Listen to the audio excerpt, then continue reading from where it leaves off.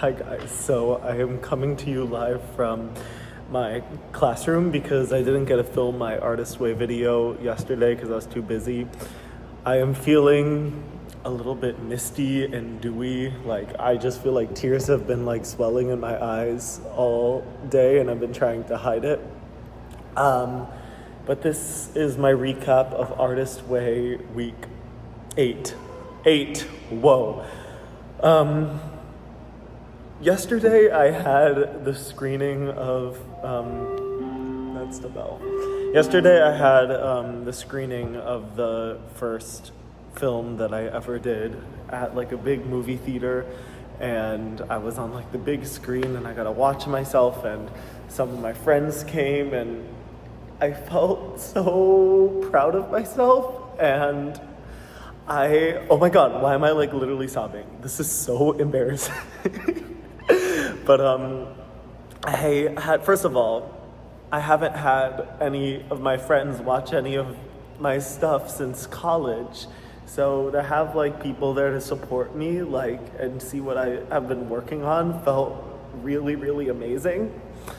And I was so blown away by like the artistry of a lot of the other films and the competitions, and like just the community and the collaboration and seeing different directors, like also not competition. It wasn't a competition. It was just like showing a bunch of shorts. But I just feel very emotional because I feel this like desperate sense to create and to be acting and to be bringing my like projects to life.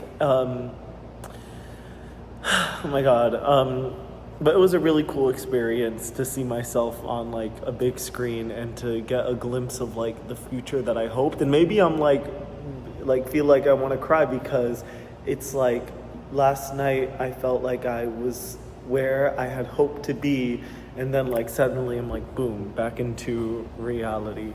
The day before yesterday I shot just some featured work for a friend's film. It was literally like unpaid featured extra work that I was doing just to help a friend out, and it was outside all day, and I'm gonna show you this. I got sunburnt so bad, like, and I was in a tank top and my body's aching.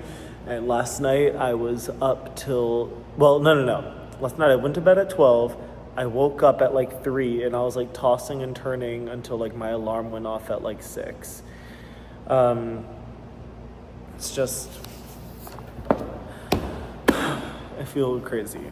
Okay, so this was a very interesting chapter because it talked a lot about rejection and like the people in your life that like bring you down.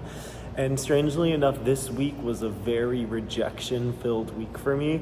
So, one, that screenwriting competition last week that like I had thought that there was a chance I could advance in, I ended up getting like rejected from, so that was a bummer. So the next one I hear from is later this month, but I was like really needing a win and that was just a bust. 2, that callback I told you about that went terribly. I got a rejection email, which weirdly enough, the rejection email for my writing hurt more than like the acting rejection, because I'm used to acting rejection, but then like, I don't know, for your writing to get outright like denied, that like hurts. And then the director that I said I was gonna get coffee with, like I think he ghosted me. So I don't know if that's gonna happen anymore, but I mean, we'll see. I did have this idea though that I would start volunteering at the Hellenic Film Society in hopes of like making connections with Greek filmmakers. So that is something I started. What I found interesting about this chapter is it talks a lot about like acknowledging the pain of artistic losses rather than like suppressing it. And I feel like I've been someone to like really, really suppress it. And through like this activity, there is a thing it had us do where it had us like fill in the blank for something, and I'm not going to read you all the blanks I filled in, but it did invoke a memory in me that was like kind of core memory. Let me set the scene.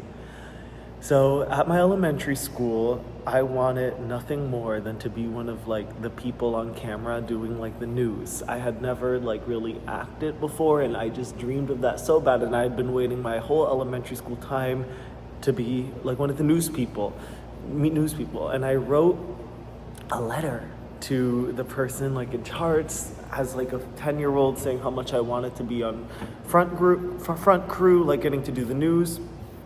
I get put into news crew, and they have front crew and back crew. And they ended up putting me as the teleprompter, and then they put my best friend at the time as like the main front crew guy.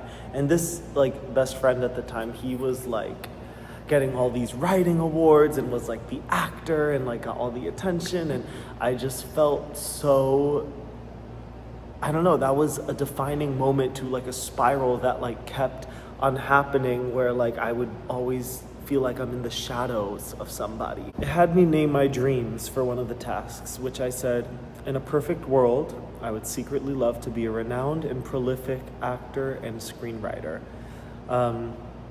And it had me write a goal that would signify this accomplishment. And I said the goal would be sitting at my first screening of my screenplay Imposter Syndrome, I can't speak.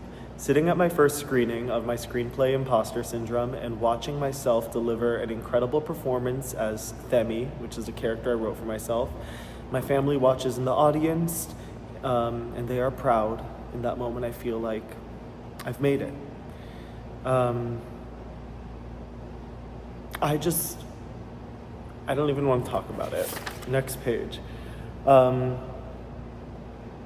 It had me write like a master plan of like, so I did like a whole like chart of like different steps like I need to like take to get to where I want.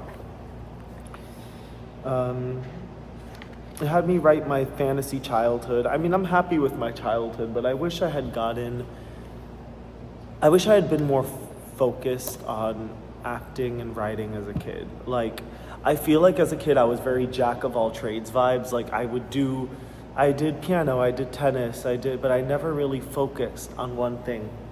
And I was such a creative, even in high school, like I wrote like a alien TV show thing that I wish I had the confidence or the belief in myself to like try to film it and get my friends to star in it. Like, my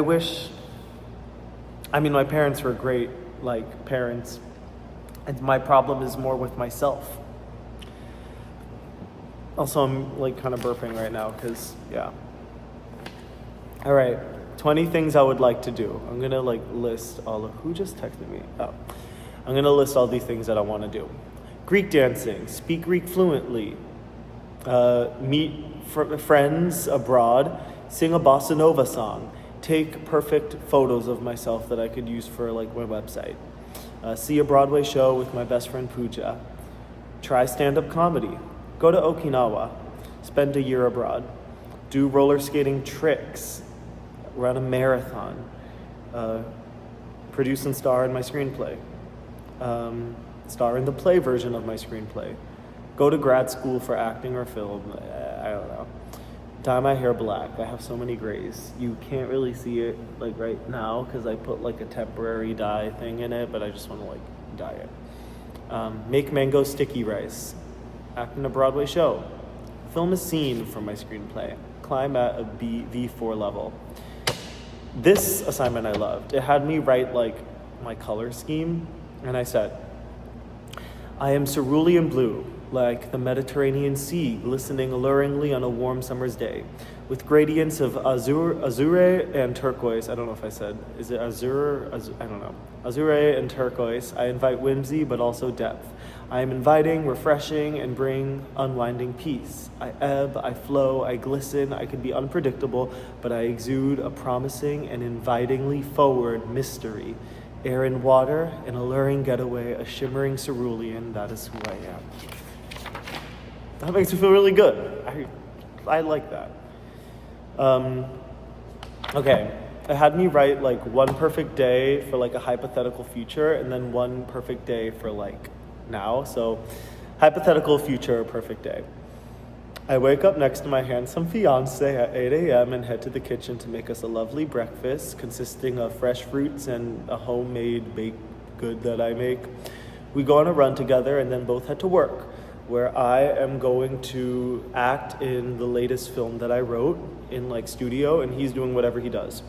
At work, I am joyful as ever. I shoot a comedic scene that I wrote, and I just feel so excited and grateful for what I do.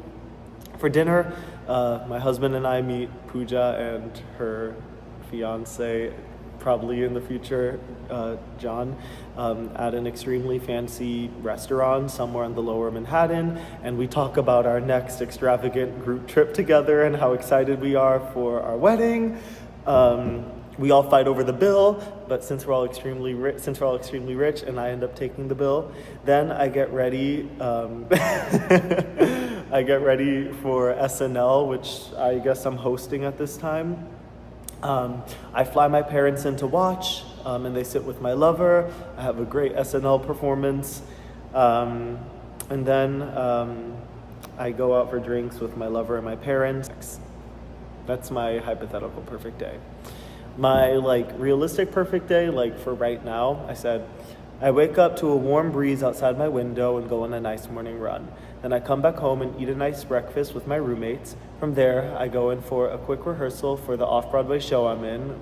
I'm not in an off-Broadway show, but this is hypothetical, which goes incredibly well. For lunch, the cast picnics in Washington Square Park, and then after rehearsal, I go for a quick climb and then meet Pooja in Astoria Park, where we try to read but are engulfed in so many fun hypotheticals.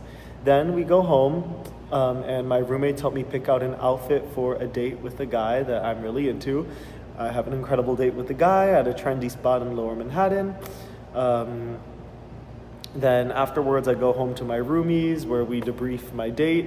We watch a movie together. I go over my script before bed, and then I go to sleep. And then for an alternative, I said instead of an off-Broadway show, I could be doing some filming for my screenplay. All right, final thing I'll talk about. I can't read this, and I'll tell you why. My favorite assignment from this week, I had to write 5 things that I'm not allowed to do. And then I had to act them out and dance it. And I am not an aggressive person at all, but it felt so therapeutic to just give myself permission to be absolutely ruthless in what I wrote. Oh, it felt so good. And I put David Bowie on vinyl, and I put my lights to red, and I was dancing and whipping my hair and going crazy. It was really intense, and it felt awesome to let that out. For artist date, honestly, I went on a lot of mini artist dates this week. I went roller skating at night and listened to 80s music, which counts as an artist date, I guess. Then I went to Astoria Park by myself to journal for a bit. I was gonna go to this gnocchi pop-up, but I don't know. I didn't want to, my tummy was hurting and I didn't want to spend money.